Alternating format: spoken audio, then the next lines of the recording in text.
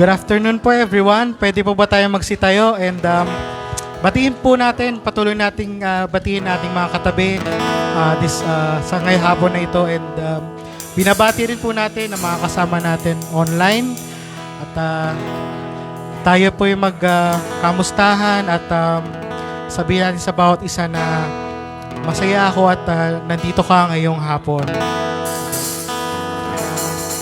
Let's prepare ourselves as we give our best praise and worship to our Lord. And we are thankful that we have the liberty to be one in proclaiming our Lord Jesus Christ. So let's sing.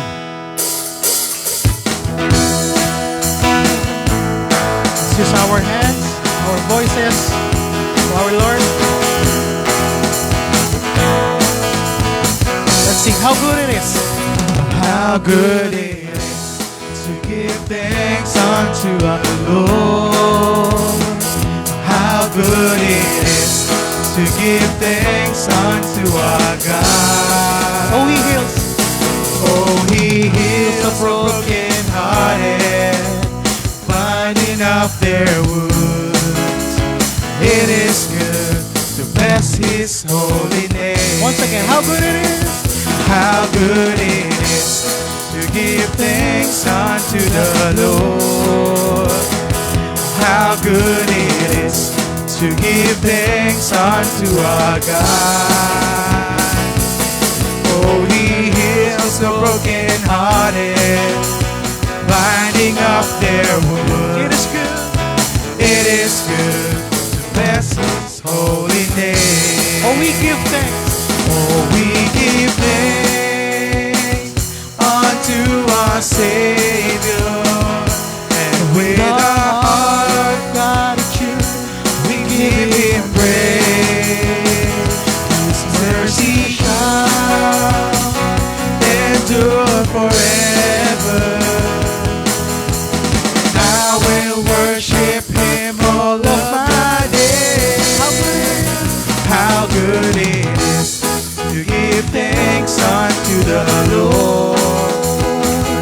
How good it is to give thanks unto our God. Oh, He heals the brokenhearted, binding up their wounds. It is good to bless His holy name. Once again, oh, we give thanks. Oh, we give thanks unto our Savior, and with a heart of gratitude, we give Him praise. His mercy shall endure forever. I will worship Him. I will worship Him all of my days. How good it is to give thanks unto the Lord. How good it is to give thanks unto our God. Oh, He heals the brokenhearted, binding up their wounds. It is good. It is good to bless His holy name. It is good. It is good to bless His holy name. For the last time, it is good. It is good to bless His holy name. Yes, Lord, we bring up our praise to you, Father. How good it is to give thanks to you and as we continue to worship, let's continue to use this time as a prayer and ready our hearts and our minds and remove any distractions. Give our undivided attention to our Lord Jesus Christ.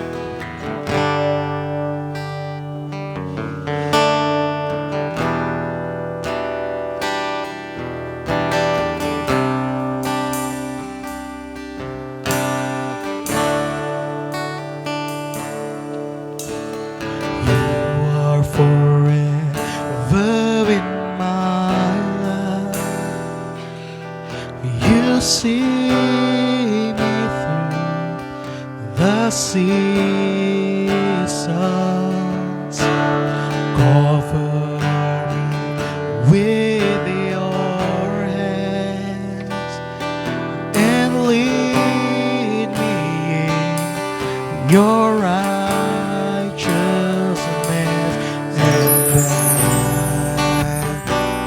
to you,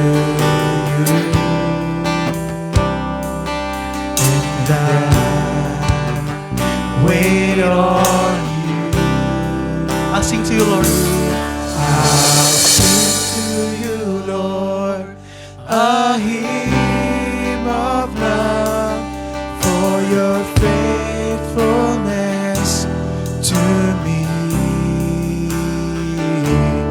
I carried in everlasting arms. You'll never let me go through it all. Amen. Once again, you are forever. You are forever in my life. You see me through the seasons. Cover me with your hands and lead me in your righteousness. I look to you, Father. Look to you,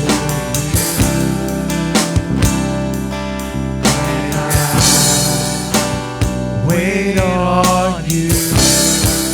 I'll sing to you.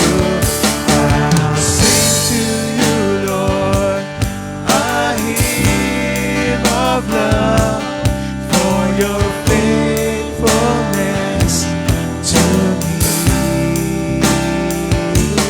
I'm carried in everlasting arms.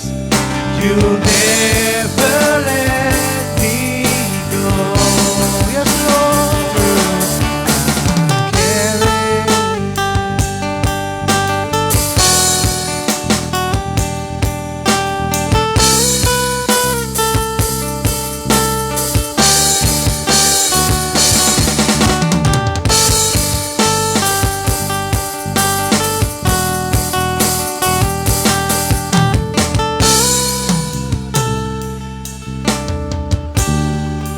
Let's continue to worship. Let's sing hallelujah. Hallelujah. Let's use our voices.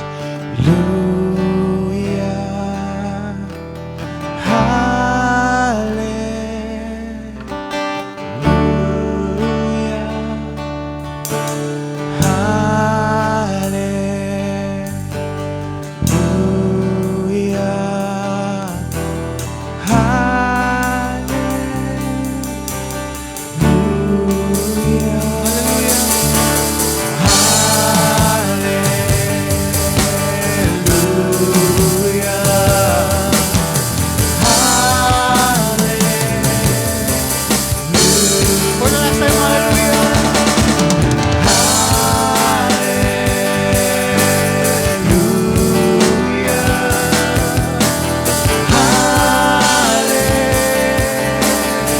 I sing to you, Lord. Sing to you, Lord, a hymn of love for your faithfulness to me. I'm carried in everlasting arms. You'll never let me go. Once again, I'll sing to you, Lord. Through it all, sing to you, Lord, a hymn of love for your faithfulness to me. I'm carried in everlasting arms. You'll never let me go through it all. Let's use our time to worship our Lord. Yes, Lord, we worship you, Father. We thank you for all the blessings that you give us. Your faithfulness to our lives, Father. We bring all the praises to you.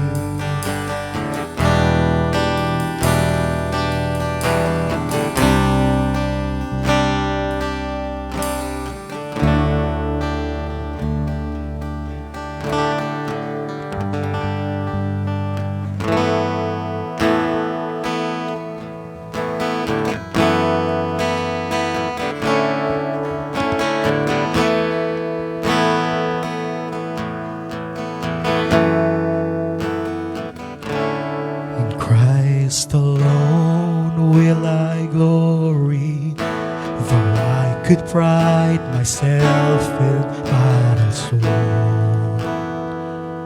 For I've been blessed beyond measure, and by His strength alone I'll overcome. Oh, I could stop and count successes like diamonds in hands, but those trophies could not equal to the grace by which I stand. In Christ alone I place my trust and find my glory in the power of the Lord.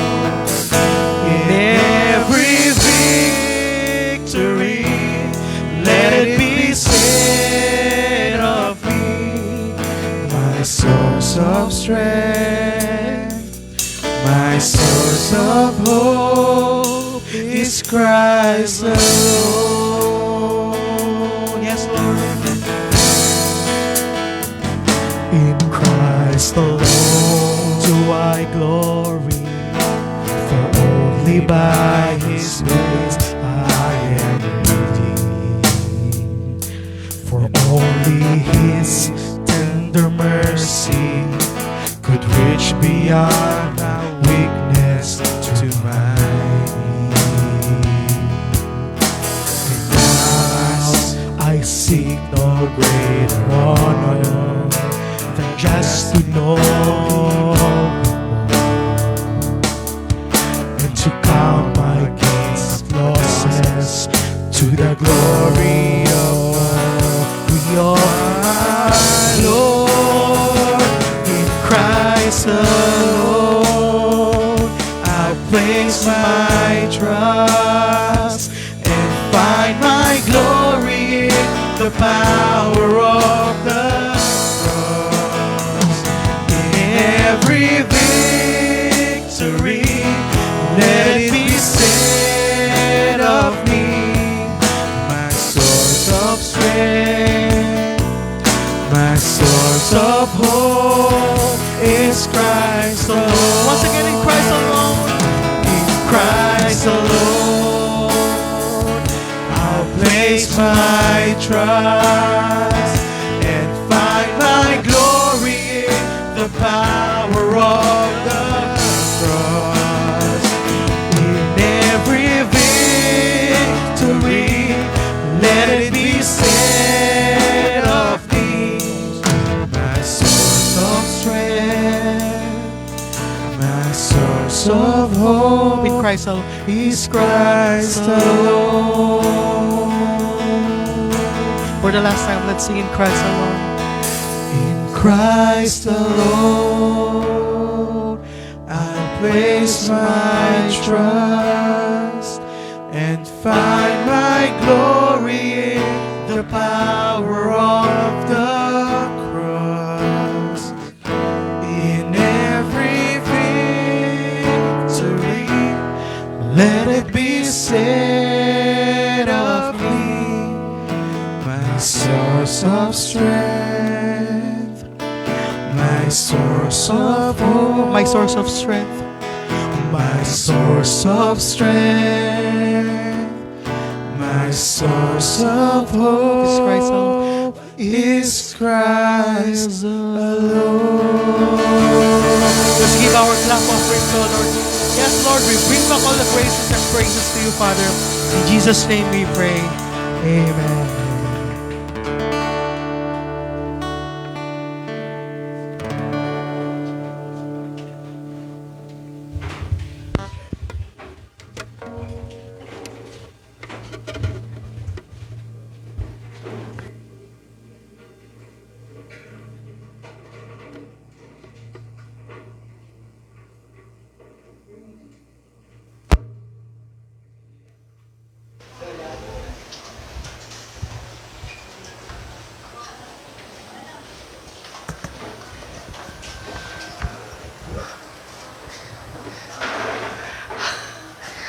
Good afternoon, mga kapatid.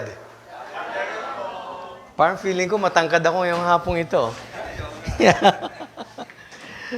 Okay, welcome sa ating lahat sa ating pagpupulong ngayong hapong ito. Okay, bago tayo magsimula sa ating pag-aaral ng salita ng Diyos, tayo po muna ay manalangin. Let's ask God's blessing upon our study, our preaching of the Word this afternoon. Let's pray. Ama namin Diyos sa langit, kami po ay nagpapasalamat dahil sa ganitong pagkakataon, muli kaming nagtipon-tipon upang magpalakasan sa aming buhay espiritual, luwalhati ng inyong pangalan at lumago sa aming pagkakakilala sa aming Panginoong Hesus. Nawa o Diyos, sa aming pag-aaral ng inyong banal na salita, ang inyong banal na Espiritu ang siyang manguna sa amin. May He lead us, O Father, in the knowledge and understanding of your word, at nawa sa aming pagkakaintindi ng mga katotohanang narito ay aming naising ipamuhay ang mga bagay-bagay na ito. May we live lives that are truly honoring and glorifying to your name. This is our prayer in the name of Jesus Christ our Lord. Amen and amen. Okay.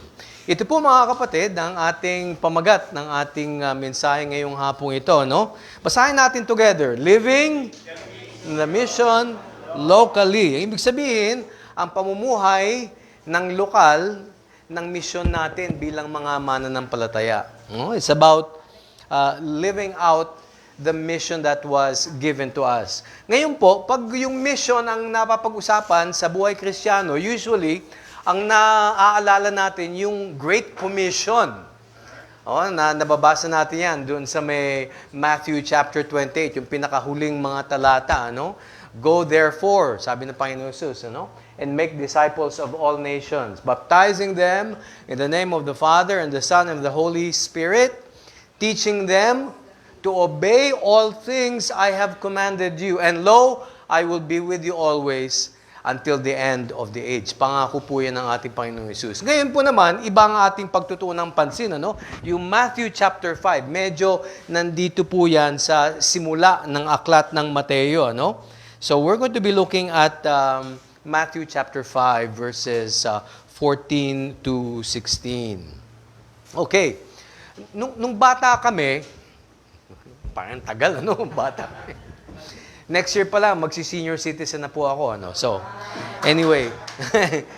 Nung bata po kami, wala pa mga cellphone na merong automatic na pag pinindot mong ganyan, may ilaw. Oo. Yung mga flashlight noon, di baterya, tapos yung matatabang baterya na ginagamit. Ngayon, kung wala kang mabiling flashlight, pag nag-brownout, anong ginagamit natin? Kandila lang, So, naalala ko, nung bata akong maliit, kada brownout, talagang napakadilim. Na-experience nyo po ba yung gano'n? Yung brownout, talagang napakadilim na brownout.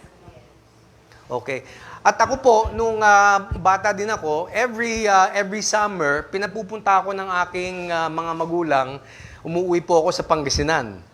At doon po kasi ang aking mother, ang mother, doon po siya pinanganak. Yung aking lola, nandun din po siya. So every summer, doon kami umuwi sa Pangasinan, sa may San Fabian. Yung lugar po namin doon, wala pang kuryente nung panahon na yon. Wala pang kakuryente. Tapos yung daan po, papunta doon sa bahay ng aking lola, hindi pa simentado. Talagang bato-bato pa. At kami noon, pag kami po ay sinusundo, kasi may ilog na dadaanan, may kalabaw ho na sumusundo sa amin, tapos meron kaming tinatawag na pasagad. Doon namin linalagay yung aming mga maleta, at doon kami 3 buwan, kaming mga magkakapatid, magpipinsan, doon kami maninirahan. So, sumasakay kami ng pasagad, yung kalabaw, tapos pumupunta kami doon sa bahay ng lola ko. At pag gabi po, dahil walang kuryente, talagang napakadilim. Okay, napakadilim. Talagang walang ilaw sa kalye. Ang tanging ilaw lamang po namin ay lampara. Pero malaking bagay po yung lampara na yon. Okay? Malaking bagay po.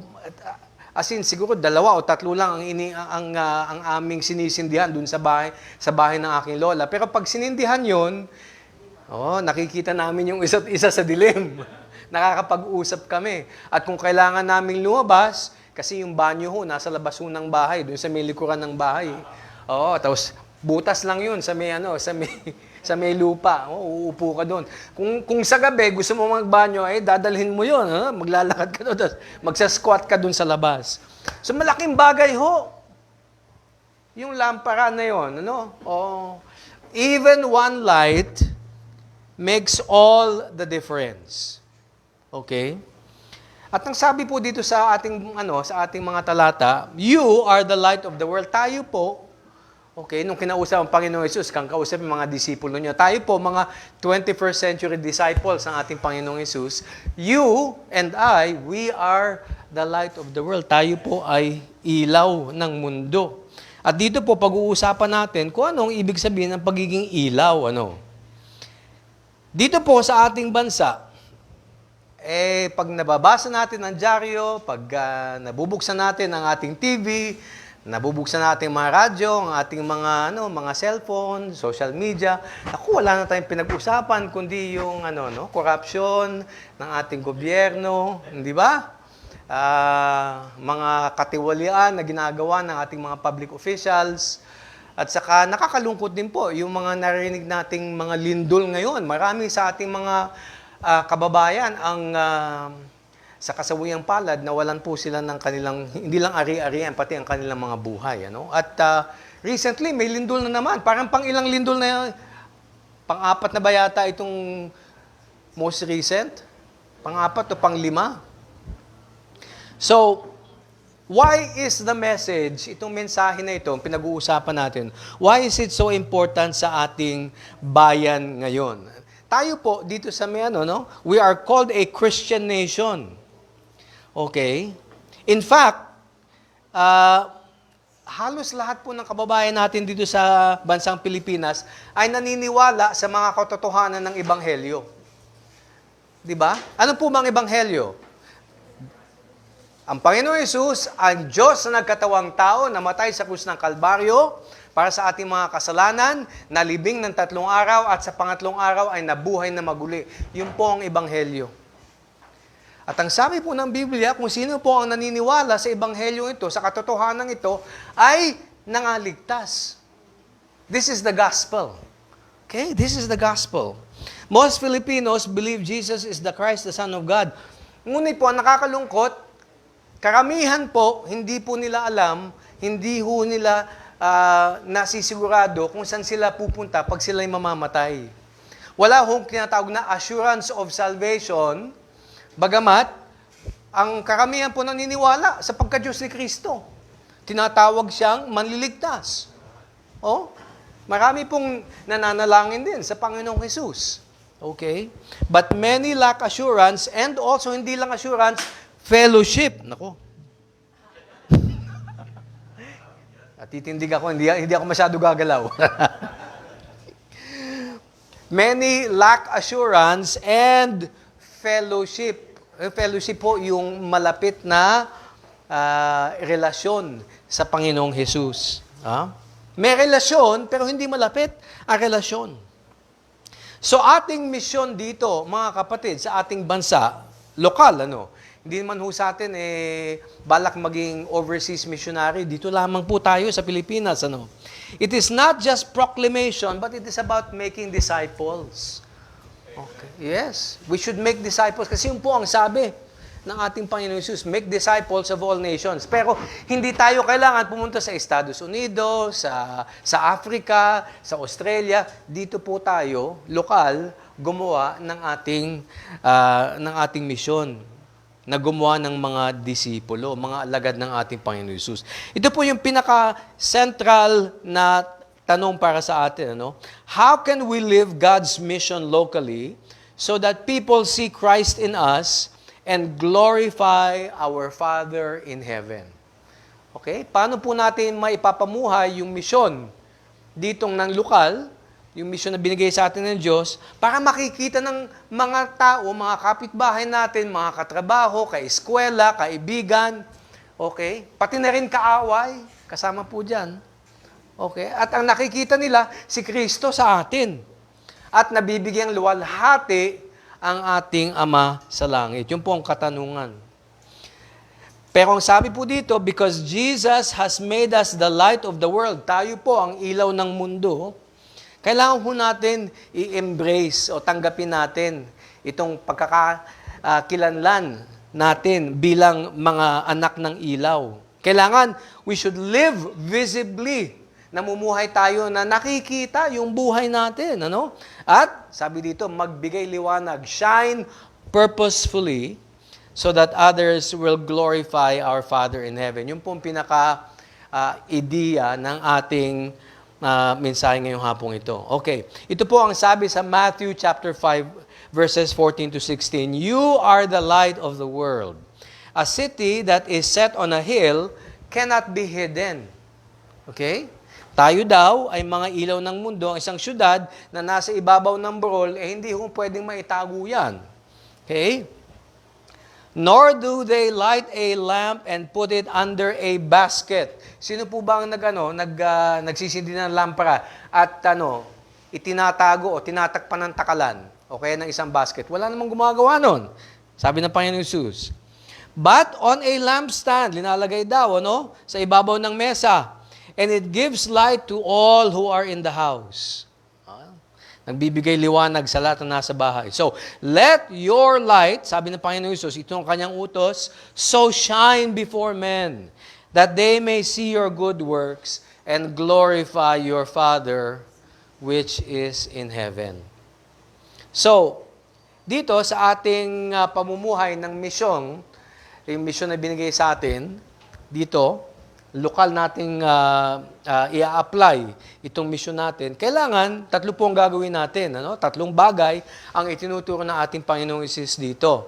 Yung ating identity bilang ilaw, yung ating visibility bilang ilaw, at yung ating purpose bilang ilaw. Pag identity, yung pagkakakilala natin sa ating sarili bilang ilaw. Yung visibility, yung nakikita, yung ating ilaw, at yung layunin, yung purpose ng ating ilaw. So, isa-isa natin titignan ito at makikita natin dito sa konteksto ng ating bansa, sa ating bayan, sa ating mga iba't ibang mga komunidad, kung paano natin may apply itong ilaw natin. Dito sa aklat ng Mateo, ang nagsulat po nito, si Matthew, ang isa po siya sa mga 12 disipulo ng ating Panginoong Hesus. At ang sinulatan po niya, walang iba kundi mga Hudyo. Kasi ito po, yung Mateo, ito po yung kwento kung ano nangyari sa buhay ng ating Panginoong Hesus nung una siyang pumunta sa bansang Israel. Una, kasi babalik po ang ating Panginoong Hesus. Una, hindi lamang siya umalis, babalik ang ating Panginoon Hesus, babalik. Okay. So mga Hudyo po ang audience ni Mateo. At ang tema nitong aklat nito, Jesus is the Messiah and King. Pag sinabi ng Mesiyas, ito ang ibig sabihin po nitong salitang Mesiyas sa Griego, Kristo. Okay? So, Mesiyas, Kristo, isa hong ibig sabihin. Ang ibig sabihin ho niyan, yung anointed one. Kasi po, ang mga hari, mga saserdote, yun po, ina-anoint yan, lalagyan po yan ng olive oil sa ulo. At yun po ay pagpapakita, pagde-designate sa kanila ng posisyon nila. So, ang ating Panginoon Jesus is the anointed one. Siya po ang both priest and king ng bansang Israel. So, ang konteksto po nito, itong Matthew chapter 5, ito yung natawag nating Sermon on the Mount. Umakyat po ang ating Panginoon Jesus sa isang bundok doon sa may Israel at doon po siya nagbigay ng isang sermon. Libo-libo po ang nakinig sa kanya doon. At ang Sermon on the Mount, ang pinag-usapan po ng ating Panginoon Jesus, yung parating na kaharian niya. At yung inaasahan niyang magiging pamumuhay ng mga tao na maninirahan doon sa kaharian na yon.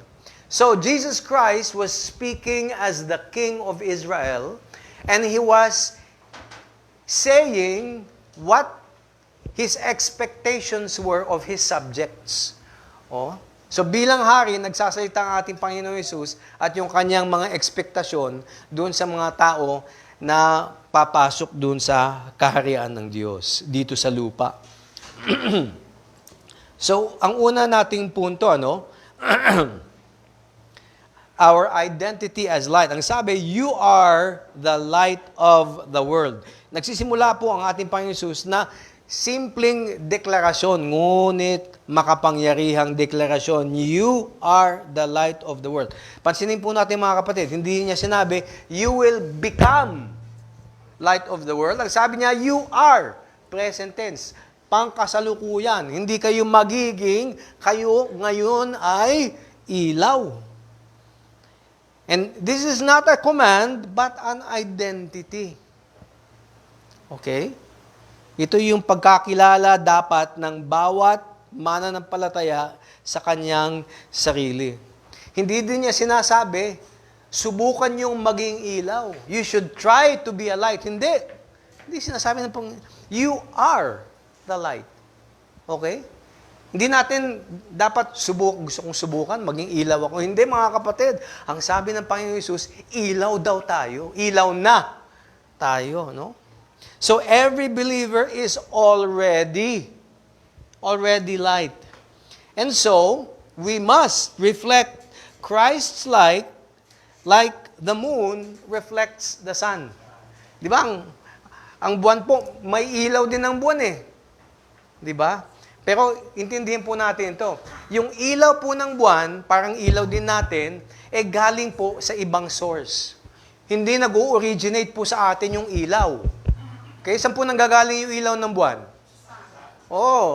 Sa sun. Bagamat nasa kabila, ng mundo, doon sa kung saan may liwanag, tumatama po yung ilaw ng araw doon sa buwan at bumabalik ho sa atin. Kaya pag kami nung bata kami, pag pupunta kami ng Pangasinan at may buwan, maski nasa kali ho kami naglalakad, okay? Wala ho kaming mga kandila o kaya lamparan ako, maliwanag. Hindi ho kami madadapa. Okay? Kasi ganun na lamang yung liwanag ng ilaw. So ito pong identity natin. Dapat ito yung pagkakilala natin sa ating sarili. We are the light. Emphasis ito, So, itong ilaw na ito, ang sinisimbolo po ng ilaw ay katotohanan or truth, purity, yung pagiging dalisay, at saka, pag ilaw pong pinag-uusapan, paggabay din. Mahirap po maglakad sa dilim nang walang ilaw. Hindi po natin makikita kung saan tayo patutungo. Kung saan ho tayo dapat umuiwas kung may butas o kung saan tayo madadapa, O maaring, nung bata ho kami, pinag-iingatan ho namin yung aso ng aming kapitbahay. Kasi pag nakawala ho yun, kami hinahabol ng aso na yun. Pero pag gabi, naglalakad kami, gano'n, inabangan namin. So nakikita na, nakatali. So okay kami. Naglalakad kami mga bata. Hindi kami natatakot. Ang ilaw po nagbibigay gabay sa bawat isa sa atin. At ang sinabi ng ating Panginoon Hesus, you are the light of the world. At tulad nga ng ating sabi kanina, we do not generate our own light. We only reflect the light of the Lord Jesus Christ. So, tulad nga ng sabi natin kanina, many believe in the deity of our Lord Jesus Christ, His resurrection, pero kakaunti lamang ang namumuhay bilang anak ng ilaw.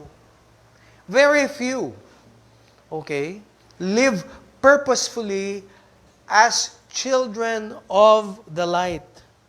Ang sabi, that is not who you are anymore, you are light. Ano sabihin nun? Kasi po, bago nagiging anak ng ilaw ang isang tao, dati hong anak ng kadiliman.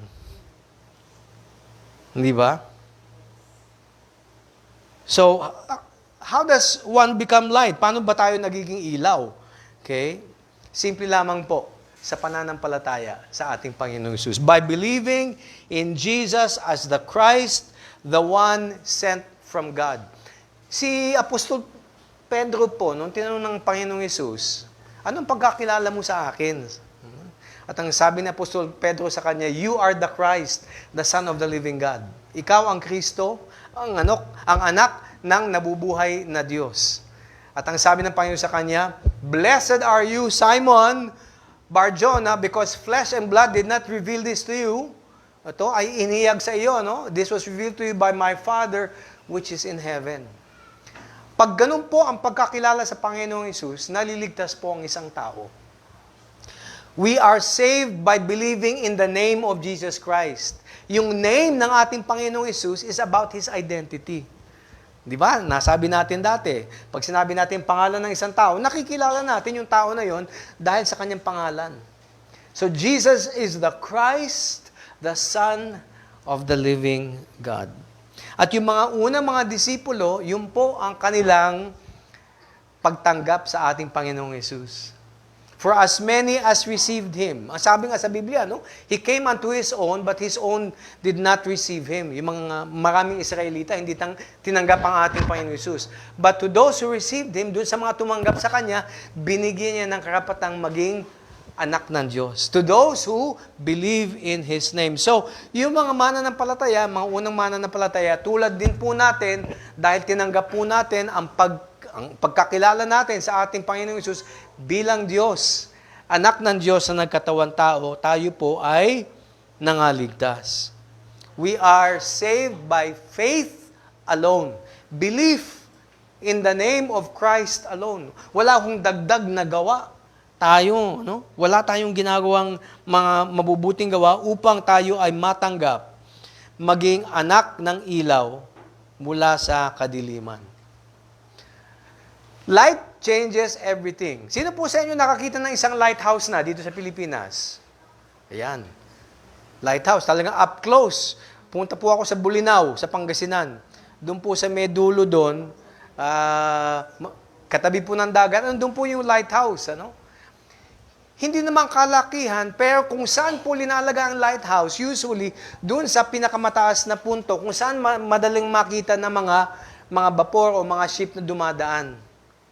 At ang lighthouse po, hindi kailangan lahat iniilawan. Kailangan lamang makita siya. Yun ang importante sa lighthouse eh.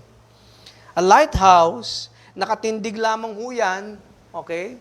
Doon sa may pinakamataas na lugar, doon sa may shoreline, hindi po yan nag-iingay. Wala hong ingay ang lighthouse. Ang binibigay lamang ng lighthouse ay liwanag. Para pag nakita po ng isang vapor yan, okay. Doon may mga bato, wag tayong dumiretso doon, okay? At siguradong lulubog ang ating bangka, o ang ating vapor, o ang ating ship. So, light changes everything. Dahil doon nakikita, yung direction natin dito, kailangan dito tayo, para makita natin. Hindi natin tatamaan yung mga bato. Our light does not come from us, but from Christ dwelling inside of us. So, tulad po ng ilaw, maari pong yung buhay natin, nagbibigay gabay sa mga ibang taong nawawala. At maaring nasa dilim. Okay? Ganun po ang ilaw natin. Kaya, we become a faithful witness and also a guide to others. Ang buhay natin nagiging patotoo at gabay sa mga ibang taong maaring naliligaw sa kanilang landas. So, ito pong una nating application. Embrace your identity as light. Tanggapin po natin ng buong puso ang ating pagkakilala sa ating sarili bilang mga ilaw na sinasabi ng ating Panginoon, "You are light." So, paano natin gagawin yan? Okay? Kada umaga, pagising po natin, bago po tayo magmumugma, manalangin po tayo. First thing you do, out of bed, sit up, okay? Meditate on God's Word. Ngayon po, dahil ang Biblia nasa cellphone di ba? Usually, pag natutulog tayo, cellphone natin, katabi natin. No? Wag muna YouTube o anong klaseng mga app, di ba? Salita muna ng Diyos. Magbasa muna tayo ng salita ng Diyos at manalangin tayo. Pray. Number two, reject the lie of powerlessness. Ano po itong reject the lie? Huh? Tanggihan po natin ang kasinungalingan na wala tayong kapangyarihan. Kasi maski maliit po ang ilaw natin, may kapangyarihan po ang ilaw. Yes. Okay? So, ang demonyo po, gusto po niyang punuin yung ating isip, wala kang magagawa sa buhay mo, ano ka lang. Okay? Powerless ka. Hindi po totoo yun. I-reject po natin yung kasinungalingan na yon. We must reject that lie. Tayo po, bilang ilaw, meron tayong kapangyarihan. Okay? Number three, embrace fellowship with other believers. Kaya tayo nagtitipon-tipon dito. O, di ba? Yung ilaw natin, pag pinagsama-sama, talagang mas maliwanag. Doon po nakikita yung liwanag ng isang iglesia o isang samahan. Point number 2 po natin, our visibility as light. Okay? Yung una, yung identity as light. Ngayon naman, our visibility. Pag sinabi visible, yung nakikita. Hindi po ba? Sabi, a city on a hill cannot be hidden. Kita niyo po itong picture na to? Meron po diyang syudad. Lumang syudad na ruins na lamang po yan. Pero yan po, ancient Greek city po yan. Nasa taas po ng syudad. Bakit po linalagay ang isang syudad sa ibabaw ng burol? In fact po, ang Jerusalem, ganun po, nasa ibabaw po. Jerusalem is on top of a hill. Bakit? Ang mga syudad, linalagay nila strategically sa sa ibabaw ng isang burol. Pag may giyera po, mahirap pong lusubin ang isang syudad na pataas po ang paglusob. Kaya usually, ang may advantage pa sa giyera, yung mga nasa taas. That's one, di ba? That's one advantage of it. Another, of course, is, yun nga, di ba? Pag hinahanap mo ang isang syudad, pag yan sa malayo pa lang, kitang-kita na, di ba? Hindi ka nawawala. Lalo-lalo na kung gusto mong makita at maka-attract ng mga tao na pumunta, bumisita dun sa syudad na yon, mas maganda na visible yung syudad na yon. Di ba? So, a city set on a hill cannot be hidden. Hindi talaga matatago. At saka sabi dito, nor do they light a lamp to put it under a basket. Ang layunin po ng ilaw ay para makita, hindi ho para maitago. Kasi pag itinago po, it defeats the purpose. Bakit yung pasisindihan? Kung tatakpan lang naman o itatago, hindi po ba? You see, there are things that can cover our light. Yan, maaring fear, compromise, or even silence. They hide our light. So, before your light can shine, bago po natin mailabas yung ating liwanag, kailangan tanggalin po natin yung mga bagay-bagay na nagtatakip, naghahadlang doon sa pagliwanag ng ating ilaw. Okay? Sa Baguio po, nakakita po ba kayo ng Baguio na biglang bumaba yung clouds? Fog ang tawag natin, pero sa totoo lang po, doon sa Baguio, talagang clouds yun. Dahil sa taas po ng Baguio, talagang pag bumaba na yung ulap, napakahirap ng Pero pag may ilaw ho sa daan, mas madaling magmaneho. Di ba? Mas ligtas ang mga nagmamaneho sa daan kapag may ilaw. Okay?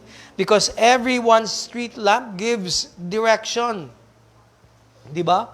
So ito pong fog na ito, itong ulap, kuminsan ito po ay nagre-represent ng kasalanan, kaguluhan, kalituhan sa buhay. Okay?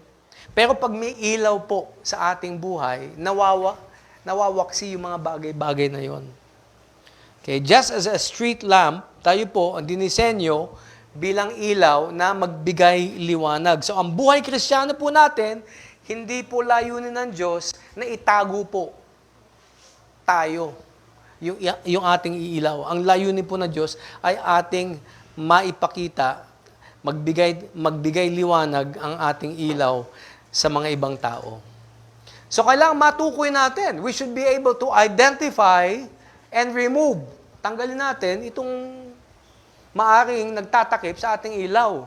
Yan, no? Di ba? Hindi naman sinisindihan para lagyan ng takalan yan eh. Yung takalan ho, yung basket. Kasi noon, pag nagtatakal sila, basket ang ginagamit eh. Kaya takalan eh. No? So, wala ho nagsisindi ng kandila, tapos tinatakpan. Bakit pa, di ba?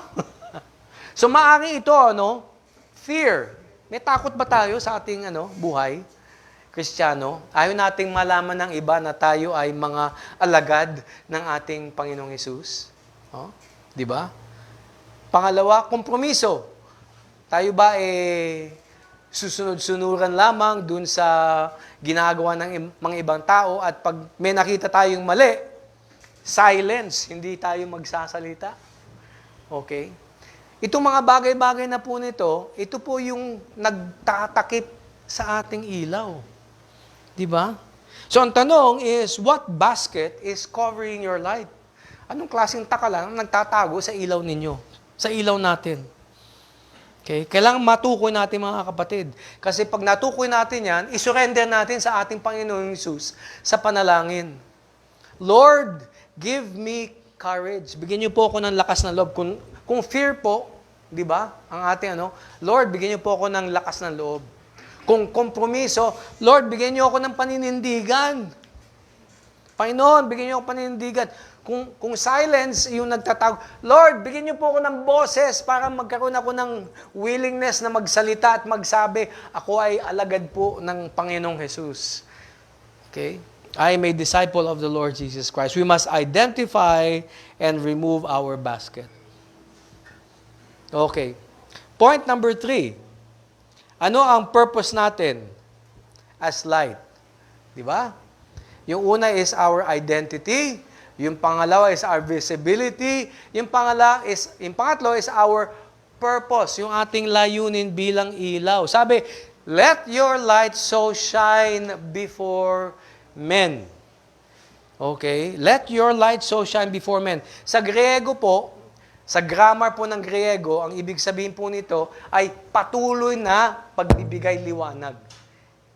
Hindi po minsanan lamang, kundi arawan. Walang tigil hanggang sa dulo po ng ating buhay. Yun po ang ibig sabihin. Continuous action. Lifestyle po siya.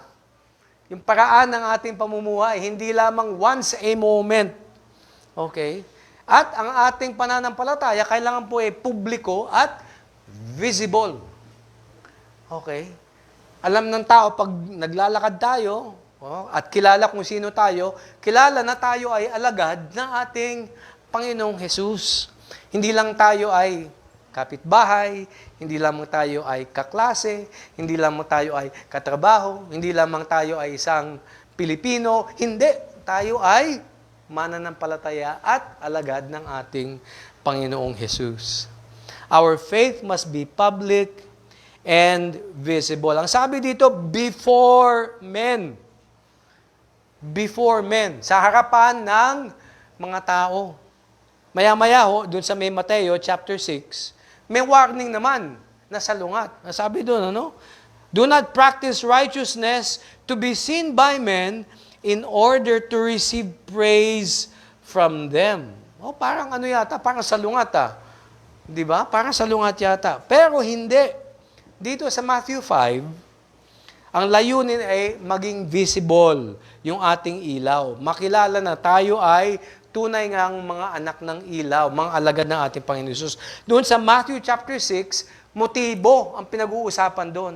Hindi natin dapat pinapakita yung ating mabubuting gawa para, purihin tayo. Hindi.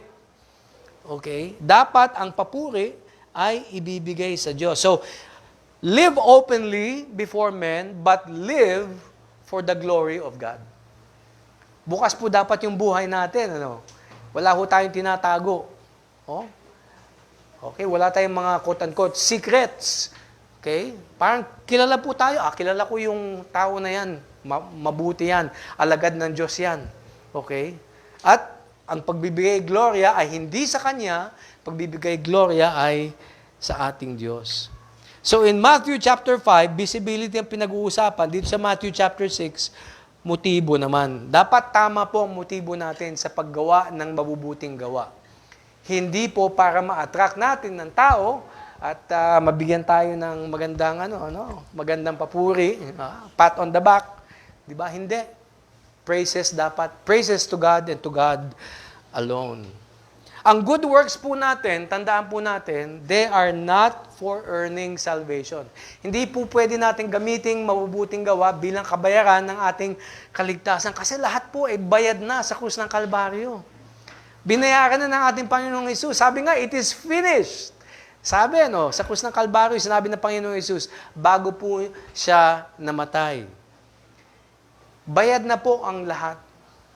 So there is nothing that we can do to add or even to prove that we are saved. Ang mabubuting gawa natin ay pagpapakita ng ating pag-ibig. Sabi ng Panginoon Jesus, if you love me, you will obey my command. So there are expressions of love. Pagpapakita ng pag-ibig. Pagpapakita din ng integridad. Ano yung integridad, mga kapatid? Yung isang salita, isang gawa. Pag sinabi natin, Kristiyano tayo mga alagad ng Panginoong Hesus, dapat pinapamuhay natin. Wala dapat contradiction. Na yung sinasabi mo at yung ginagawa mo, kontra. Yun po ang sinasabi nating walang integridad. Pag may integridad po tayo, yung ating salita, yung ating gawa, iisa. That's what integrity is. And it is also service. Paglilingkod sa ating Panginoong Hesus. 'Di ba? Sabi sa Romans chapter 12, offer up yourselves as a living sacrifice. Yes. So, people may not read the Bible, but they read our lives. Binabasa po ng ating kapitbahay, yung ating katrabaho, yung ating kaklase, yung ating kabarkada, kaibigan, kamag-anak. Nababasa po nila yung buhay natin. Kung hindi sila nagbabasa ng Biblia, tayo po, dapat parang walking Bible tayo kasi pinapamuhay natin ang salita ng Diyos. Yun po ang challenge po para sa atin. At ang layunin ay ito, that they may glorify your Father which is in heaven. Okay? Ang ating Ama na nasa langit, siya po dapat ang tumanggap ng lahat ng papuri at luwalhati. When people see our good works, they should see the goodness of God. Mabait ang Diyos. At nagpapasalamat ako sa kabaitan ng Diyos na nadadama ko dahil sa mga gawa mo. Ganun po dapat. Okay? So it is not our goodness ultimately, it is the goodness of God that people may see. So the mission is not to prove that Jesus is divine, kasi 99% yata ng Pilipino naniniwala sa pagka-Diyos ni Kristo. Okay? Kukunti po ang mga atheists dito. Kaya dito po sa Pilipinas, ang tawag po sa atin, the only Christian nation in Asia, in Southeast Asia. Talagang yung bansa po natin is recognized as a Christian nation. So, here, the important thing is not to try to make yung kapitbahay natin na Katoliko, gagawin natin protestante. Hindi po yun ang ating layunin. Ang layunin po natin ay para pamuhay natin yung buhay bilang isang alagad at ma-inspire natin ng iba na mamuhay din tulad ng alagad ng ating Panginoong Hesus. Okay? The mission is to live so that people say, truly, God is real, He is good, He is worthy of worship. Ito mga picture po na ito, nakita po ninyo. Ano po naalala nyo dito during pandemic? Ano po yan? Community pantry, ang tawag po dyan. Oo. May mga ilang komunidad, hindi lang komunidad, mga ilang iglesia din na ganun po ang ginawa. Nag-community pantry po sila. In other words, nag-ipon-ipon ng mga pagkain na pwedeng ibahagi sa mga tao doon po sa komunidad na nagkukulang. Okay? Hindi ko alam kung anong ginawa ng NCCC nung panahon na yon. Merong mga ibang mga evangelical churches, nagsimula sila ng sarili nilang community pantry para doon sa komunidad nila makita na itong church na ito may malasakit sa mga tao sa community. 'Di ba? Hindi lamang sila yung parang holier than thou. 'Di ba? Kami dito, mga holy kami dahil kami mga anak na hindi, no? Kailangan po nagiging practical po ang ating Christianity. May impact po dapat sa ating community, yung ating Christianity. So, dito community pantries during the pandemic are expressions of generosity, and of course, they are expressions of the goodness of God as well. Marami yung mga simbahang Katoliko. Ganun po ang ginawa din nila. Okay? Yun po ang masasabi natin, that if we truly believe in God and that we are the light of the world, we must show that light also by our good works. And it must impact the lives of our neighbors, okay? Our friends, our co-workers in a positive way. So ang tanong, how will your light so shine this week? In your family, magkakaroon ba tayo ng forgiveness or patience? In your workplace, makikita ba yung ating honesty and integrity? Dito sa ating community, makikita ba yung ating kindness and service? Napakahalaga po na in all these areas, yung ilaw po natin patuloy na nagbibigay liwanag. Our mission among our believing neighbors, mga kapatid, let me close to say this. Lalo na dito sa Marikina. Sabi ko nga, it's not about making Catholics into evangelicals. Hindi po yun ang ating, but attracting people to our church dito and letting people, inviting them because we want them to grow in the knowledge of the Lord Jesus Christ. So, ang pwede nating mga imbitasyon ay ito. Come and study the Bible with us. Nagbabasa ba kayo ng Biblia? Sila may Biblia kami, hindi namin nababasa. Pag-aralan natin ang salita ng Diyos. Ganun po dapat ang magandang imbitasyon. Di ba? Kayo po ba'y ligtas na? Alam niyo po ba kung saan kayo pupunta? Naku, hindi. May pananampalataya ako sa Diyos, pero hindi ko alam kung saan ako pupunta. Pag-aralan natin kung ano sinasabi ng Biblia ukol sa kaligtasan. Okay? Yung pagkakakilala mo sa Panginoong Hesus, malapit ba kayo ng Panginoong Hesus? Nagsisimba ako, paminsan-minsan, gano'n. Gumagawa naman ako ng mabuting gawa. Kilala ko siya bilang Diyos. Alika, mag-aral tayo ng salita ng Diyos para mas lalo natin siya makilala at masunod natin yung mga utos niya. These are many kinds of invitations that we can make to our neighbors, co-workers, who already have a recognition, yung pagkakilala na si Kristo nga ay Diyos, manliligtas. Okay? Pero sabi ko nga, many do not have assurance of salvation. Hindi na alam kung saan sila pupunta pag sila yung namatay. Okay? They don't have purpose or direction sa kanilang buhay. Kaya, our invitation is not for them to leave their religion, but to walk closely with the Lord Jesus Christ. Okay? We do not argue people out of their religion. Ang isa pong probably naging mistake ko. Meron akong best friend eh. Ano po siya? Talagang sarado Katoliko. More than 30 years na kami magkakilala. Noon, talaga nag-argumento kami. Hindi ka maliligtas. Ganun pa yung aking mentalidad noon, Dapat hindi ka nanalangin sa mga ribulto. Ganun. Pero na-realize ko, dahil sa ganung klaseng pag-quote witness, mas lalo pa siyang naging talagang nag-double down pa siya. Sinasabi, nag-double down pa siya noon sa kanyang pagiging Katoliko. Kasi Cebuano Katoliko. Doon po sa Cebu, talagang ibang klase ang pagiging Katoliko sa Cebu. Because they believe that that is the birthplace of Catholicism dito sa Pilipinas, ang Cebu. Kaya yung mga Cebuano Katoliko, gano'n na lamang ang kanilang yung init nila sa pagiging Katoliko nila. So, if we argue with people about their religious beliefs, yung sinasabi, mali yan, mali, nako, mahirap po tayong makakuha ng pagkakataon upang makinig sila sa atin. Kung puro po na tayo sa kanilang mga ginagawa. We must help them experience the gospel they already confess. Yun ang na-realize ko eh. Yung kaibigan ko na yon, walang duda sa kanya na si Kristo ay ang anak ng Diyos, pinanganak ng Birhen, kasi namatay sa krus ng Kalbaryo para sa kanyang kasalanan, naniniwala siya doon.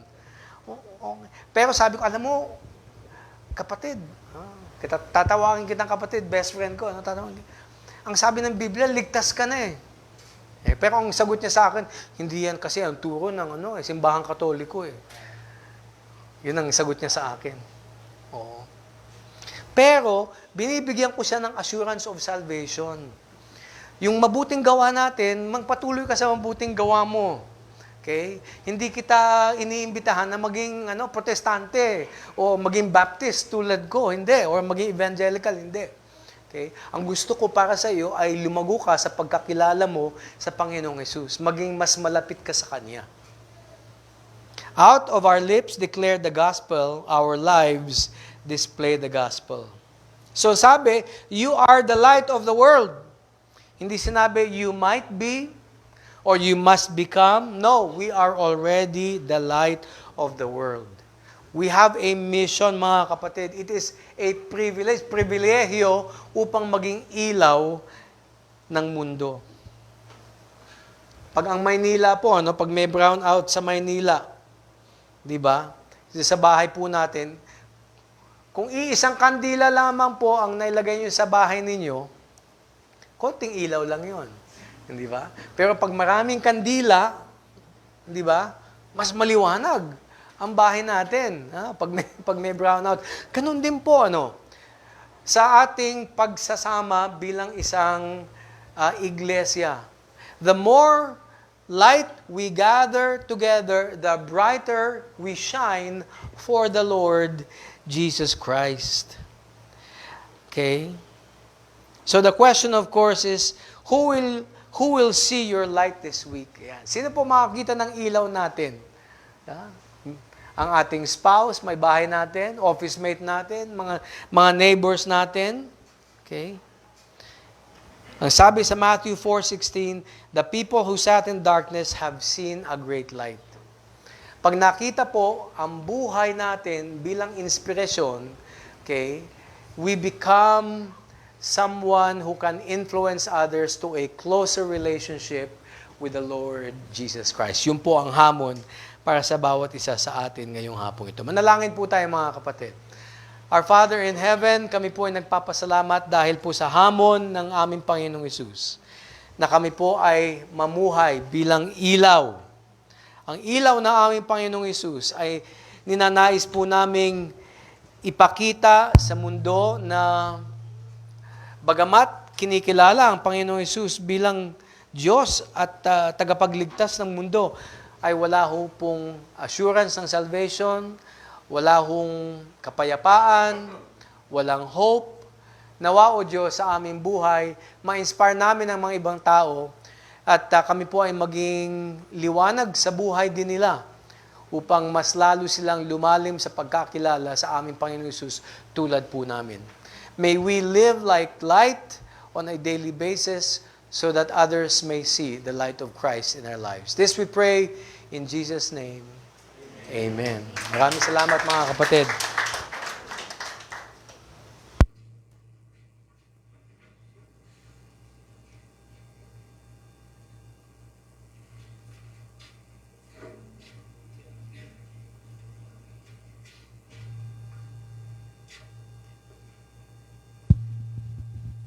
Purihin po ang Panginoon sa kanyang mga salita. Tunay nga na tayo ay ilaw. Ilaw, pero ang ilaw mayroong source, di ba? Habang may message si Kuya Dylan, naalala ko yung Psalm 119, verse 105. Ano yung sabi doon? Thy word is a lamp unto my feet, is a lamp and a light unto my path. So, nakarelate din ako doon sa message niya, lalo na doon sa introduction na sabi niya, kasi sa probinsya ako galing sa Mindanao, hindi uso yung flashlight, bibihira eh. Alam ko yung gasera eh. Kaya pag sinabing, thy word is a lamp unto my feet, nakikita ko halos yung paa ko lang. Saka yung one step, hindi siya flashlight. So meaning to say, the Lord want us to reflect His light one step at a time. Kasi hindi siya flashlight, hindi natin nakikita yung malayo. So we need, every day, we need to eat God's Word. We need to reflect one step at a time yung salita ng Panginoon. So araw-araw, sabi nga ni Kuya Dylan, yun yung una natin gagawin. So praise God for that. Ngayon, sa ating pagbibigay ay mayroon muna tayong titingnan na video. Summarize doon sa giving.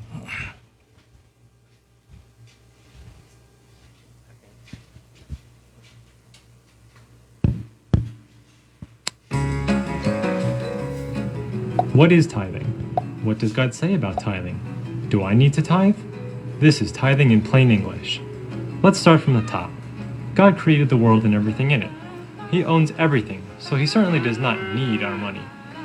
God has also given us the strength and abilities to earn money so we can provide for ourselves and our families. Of the money we earn, God asks us to return 1/10 back to Him, also known as a tithe. In reality, God isn't asking us to give 10%. He's allowing us to keep 90% because it's all His anyway. Sometimes God even speaks to us individually about giving offerings above and beyond our tithes. Many people pay their bills and see if there's anything left over for God at the end of the month. But that just doesn't seem to work. If we put God first in our finances, we're stepping out in faith and trusting Him to work everything out, and He always does. Malachi 3:10 says, "Bring all the tithes into the storehouse. If you do, says the Lord Almighty, I will pour out a blessing so great you won't have enough room to take it in. Try it. Let me prove it to you." When you tithe, you're not just giving money to the church.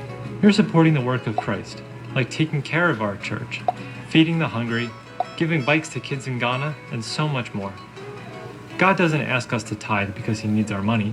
He wants us to see the joy in giving, because the more you give, the more you love, and then you'll give more, and then you'll love more. This has been Tithing in Plain English. So yung summary doon sa about giving. So sabi nga we can give without loving, but we cannot love without giving, di ba? So one way to honor God is through our giving. Sabi ni doon sa 1 Samuel na alala ko, the Lord said that He will honor those who honor Him. So one way to honor God is through our giving. So tayo ay manalangin, aming Diyos, aming Ama, kami po ay nagpupuri, nagpapasalamat sa iyo dahil kayo po aming Diyos na mabuti. Kayo po ang gumawa sa amin, kayong lumalang sa amin, kayo nang bigay ng buhay. Hindi lang buhay, kundi pati na buhay na walang hanggan. At sa pang-araw-araw po namin na pangangailangan, kayo po nagpo-provide, Lord. At kami po ay binigyan mo hindi lamang para sa aming mga sarili, binigyan mo rin kami ng sobra upang kami po ay makapagbahagi din sa iba at ganun din po sa iyong mga gawain. Salamat po, Lord. Salamat po sa blessings na natanggap namin sa araw-araw, even doon sa mga trabaho, Lord. Ganon din sa business, ganon din sa lahat na pinagkukunan namin na binigay nyo sa pamagitan ng aming mga lakas at sa aming mga talino na nanggaling din sa iyo. We pray for the tithes and the offering na malilikom po namin na ito po ay mapunta po kung saan po nyo gusto na ito po ay magagamit namin dito sa aming iglesia. Purihin po kayo, Panginoon, sa pangalan ni Jesus, naming Panginoon. Amen. Amen. It's pass the offering bag.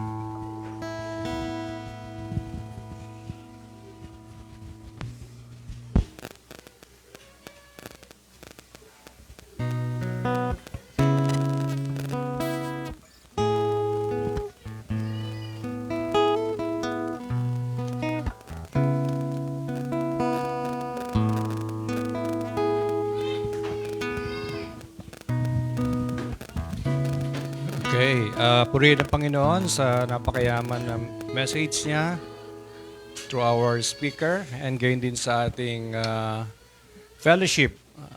Hindi ba napakasarap na tayo ay palaging nagkakasama-sama? Amen ba? Amen. At gayon din, siyempre, masaya tayo sapagkat from time to time, meron tayong mga guests, visitors. Okay, siguro it's privilege na ipakilala ko sa mga kaibigan namin. Okay, tawagin ko na lang sila. Okay, si Brother Ben. Yan. Ang kanyang may bahay ay si Sister Ria. Ria, yan. Siguro pwedeng tumayo para ma-recognize. Yan. Tapos si Brother Ricky. Yan. Ang kanyang asawa, si Sister Gayle. Gayle ba? Gail. Gail, yan. Okay, meron pa bang iba na napadala o first time? Of course, si Sister Tess. Palagi nating wini-welcome. Tayo na rin, Sister Tess. Yan. Kasi for a long, long time, di natin siya kasama. Pero this is the second time after a long time. Tama? Tama ba? 1 month. Feeling ko 1 year eh. Oh, sige. Yes. Salamat po. Pag-pray natin si Sister Tess na tuloy-tuloy siya maka-attend sa atin.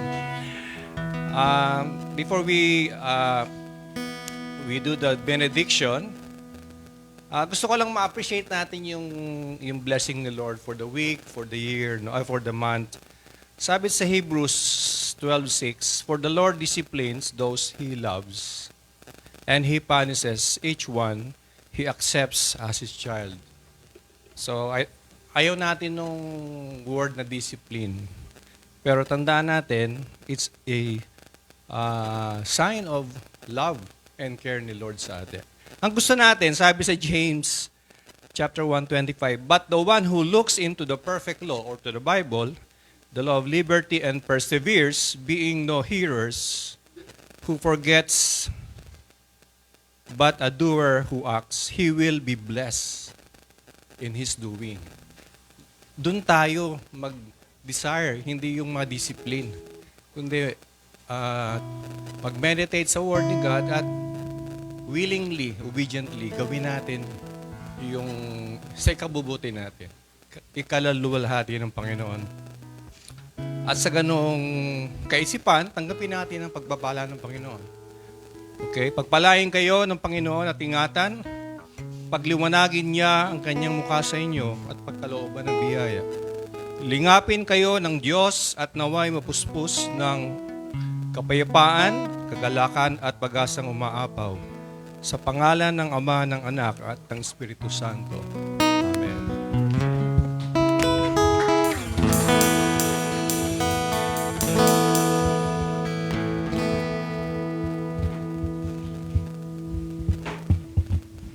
Sige po, pwede po tayo magsitayo ulit as we close. And let's sing How Good It Is.